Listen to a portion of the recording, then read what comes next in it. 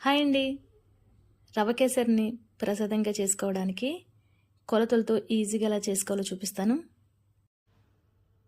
ప్యాన్లో నెయ్యి వేసుకుని నెయ్యి వేడైన తర్వాత కిస్మిస్ జీడిపప్పును వేయించుకోవాలి.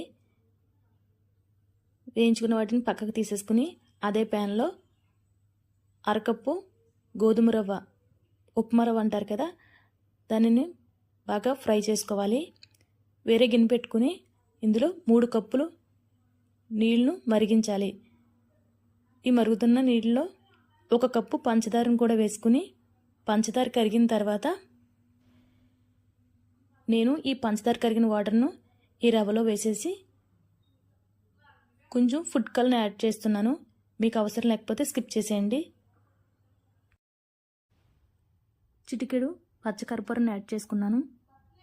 అలాగే ఇలాచి పౌడర్ని కూడా యాడ్ చేసుకుని